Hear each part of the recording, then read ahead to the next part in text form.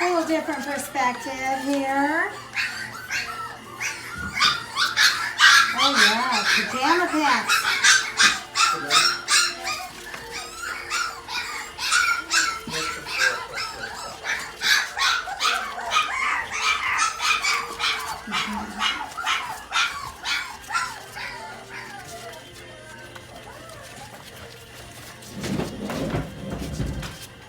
What do you hear? Do you hear the bells? Do you hear the bells?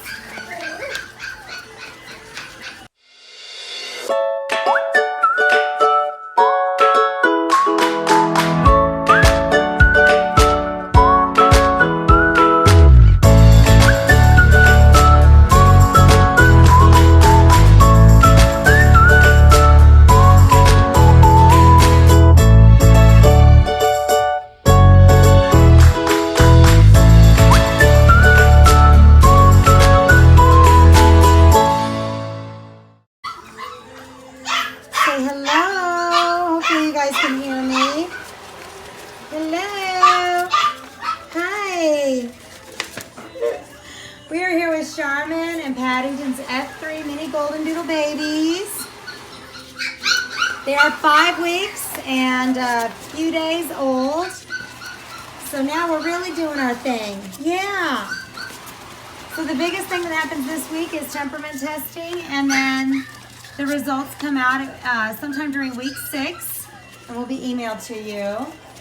We breed for uniformity, so a lot of these are very, very similar, but there's a few little quirks every once in a while that you can see that might kind of help you. This is more than just temperament, it's also an entire assessment as far as their coat, color, texture, estimated mature weights, the types of home they'd be best for.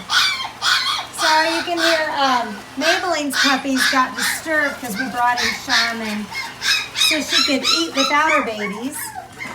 And any mama that comes through here by the puppies, everybody gets a little excited about. Get the longhorn. Get the longhorn. Get those toys. Everyone's like, whoa. Whoa, yeah. Little dog, big personality. Carry that longhorn around. Yeah. Do you got it? Do you got it? All right, so let's just look at the puppies here. This is an almost all wavy coat litter. We have one curly coat, and as soon as he comes back around here, I'll show him to you. He's the black collar boy. But here is one of our girls, lime green girl. Yeah. And here's purple collar girl.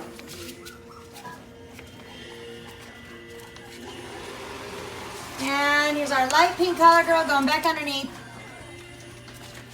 And then we have, where's turquoise? Come here. I can't, with my voice, I can't scream or make high-pitched anything. Here is turquoise girl. She's probably the smallest of the girls. They all look about the same. She just feels lighter. There's light pink. Light pink is a light red. A little lighter than a little darker than a peanut butter color. She's an actual red. Okay, now we'll look at the boys, because dark blue, he wants to be noticed. Yeah. Here's our orangey. Uh-oh, your paw's stuck on me. There you go. Orangey boy. Who's behind me? That's purple girl. Come here. Come here. Come on. There's black collar. Come on. Come see me. Come see me. Black collar boy is kind of like what we call a creamy mocha color. Very light peanut butter. I'll let them come over here to me. We'll just let everybody come over eventually. Here's yellow collar boy. So he is a red color. Wavy coat. And look at black. He's still kind of sitting back like, I like it here. Who's carrying around the ladybug? All right, now I got to scoot. For those new, I had spine surgery this past summer, so I am unable to do a lot of the maneuvering I used to do, I guess you can say. There's the black collar boy. He is our only curly. And then there's little green color boy, and he is also a light red or a peanut butter color. I'm gonna go get yellow. He's got his longhorn back here, and he is not leaving his spot. All right, now I'm gonna move back. Yellow is a red.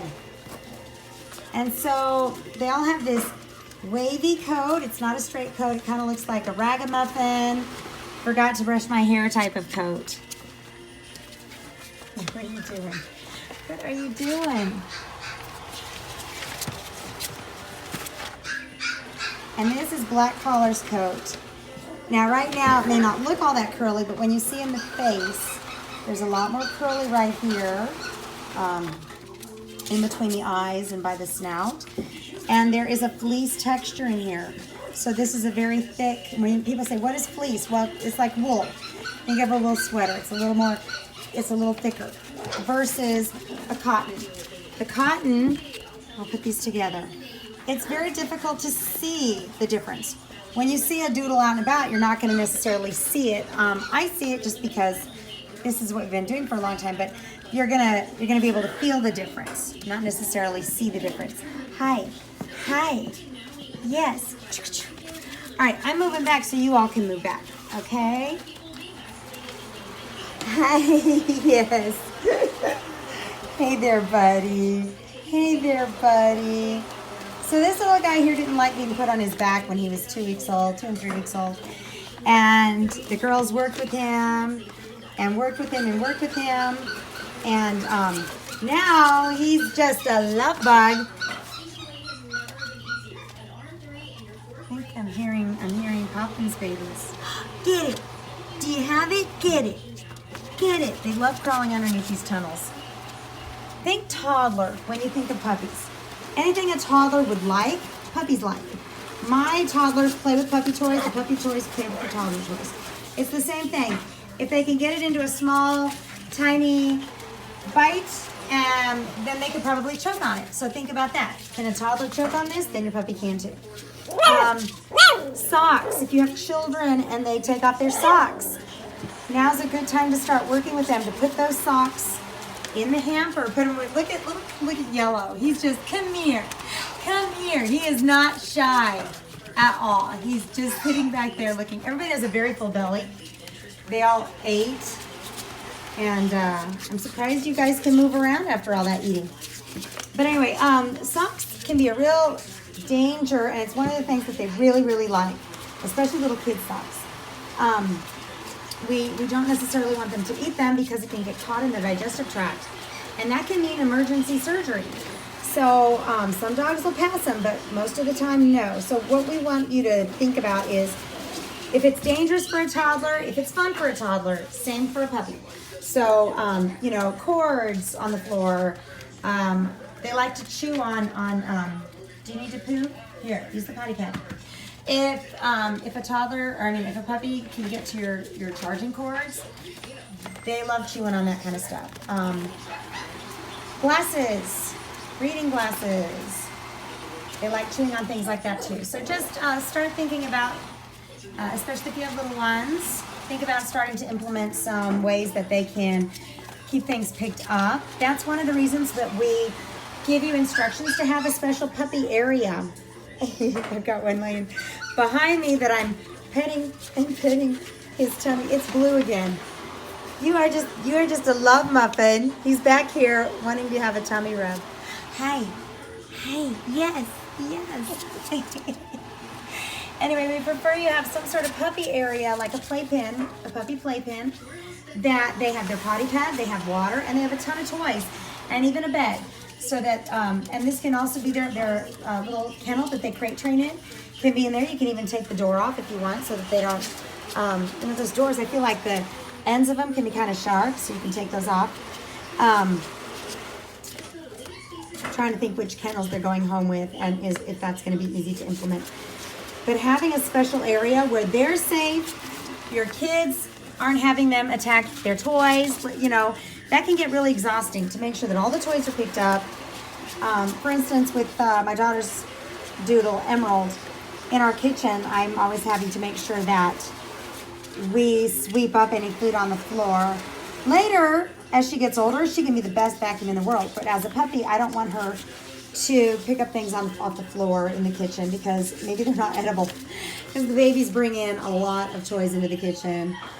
And I'm tired right now. I don't necessarily want to pick everything up. So it's great having a special area for puppies that they can be safe and they won't get into things. Everybody's around the corner. I'm going to have to move down around the corner so you can see everybody. Yes. So if you haven't received it already, you'll be getting a suggested supply list from me. Kind of gives you some things that we find be helpful. Our goal is to do what I would like to have done if I were to buy a puppy.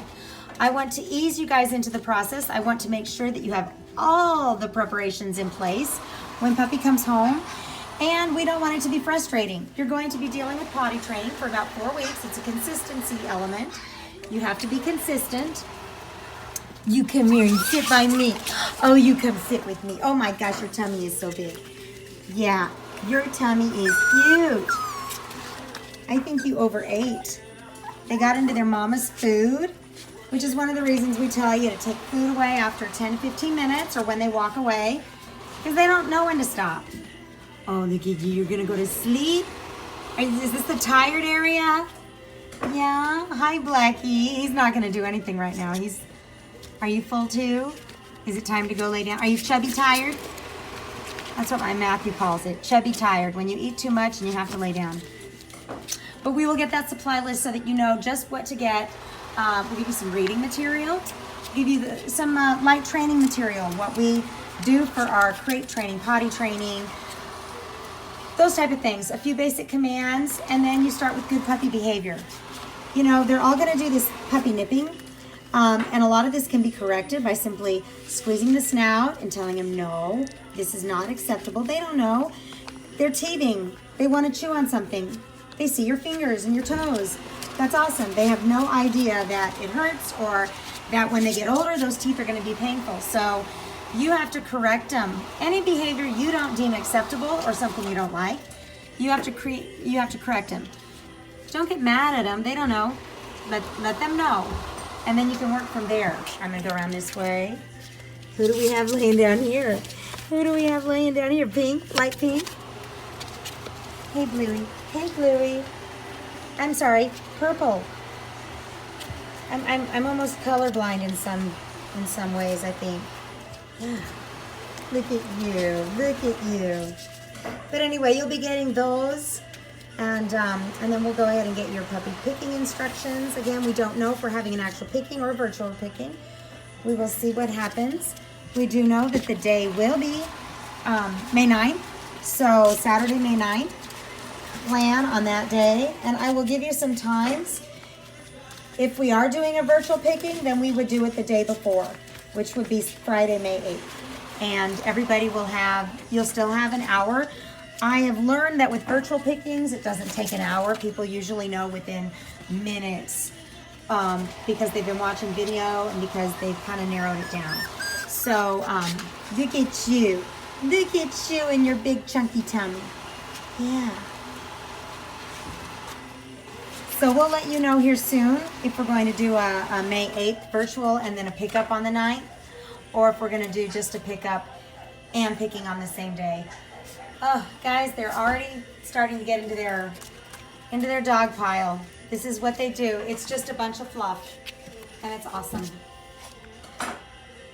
Yeah, what do you think? What do you think? All right, I'll let you guys go. And we will see you next week. And the update will hopefully be updated Sunday sometime for you. Am I missing somebody behind me? I am. Hi. You can hear the sewing machine going. We're making blankets in the background. We have lots of links to our store, lamgoland.com, which has our elevated feeders. Our pottery, our new pottery line will be in hopefully next week.